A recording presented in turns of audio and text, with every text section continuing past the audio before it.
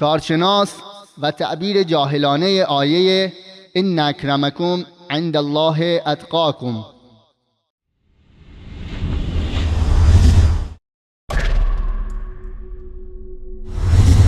و اصلا در تفسیر آیه ان اکرمکم عند الله اتقاکم روایت داریم که ای اعملکم بالتقیه، یعنی ما معمولا ظاهر آیه اینجوریه گرامی ترین شما نزد خداوند با تقوا ترین شماست، اما روایت داریم که شاید تفسیری دیگر از این آیه و تعویل این آیه این باشد که گرامی ترین شما نزد خداوند کسی است که به تقیه بهتر و درست‌تر عمل بکنه.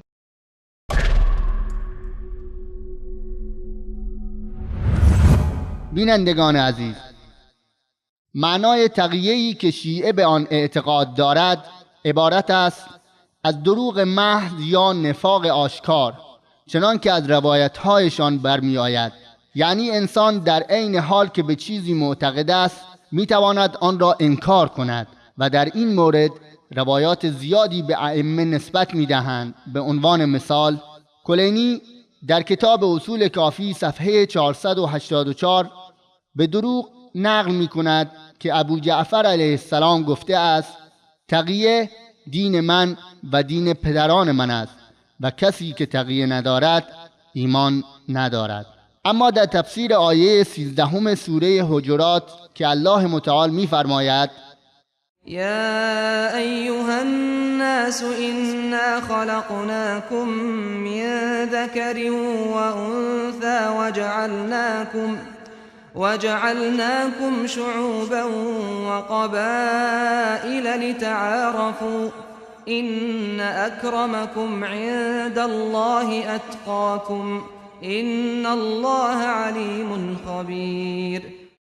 ای مردم، ما شما را از مرد و زنی آفریده ایم و شما را تیره ها و قبیله هایی قرار داده ایم تا یکدیگر را بشناسید. بیگمان گرامی ترین شما نزد الله با تقواترین شماست.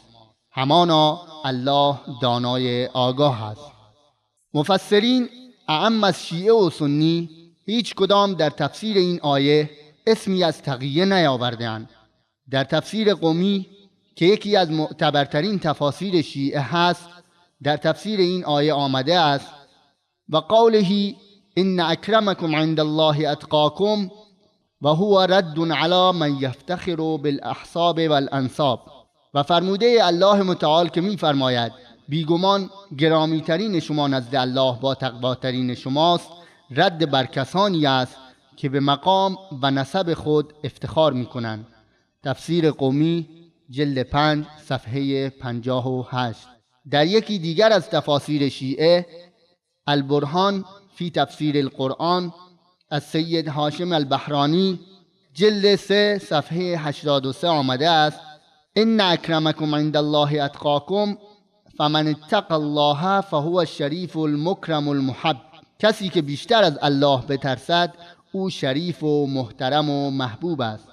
اما این کارشناس جاهل به این صورت اتقاکم را به اعملکم بالتقیه، کسی که بیشتر به تقیه عمل کند، تعبیر می کند. آیا این امکان دارد که الله بندگان خود را به کاری که اصلا ساخته علمای شیعه هست تشویق کند؟ آیا این منطقی است که الله متعال بندگانش را به نفاق و دورویی امر و ترغیب کند؟ حاشا که این چنین باشد.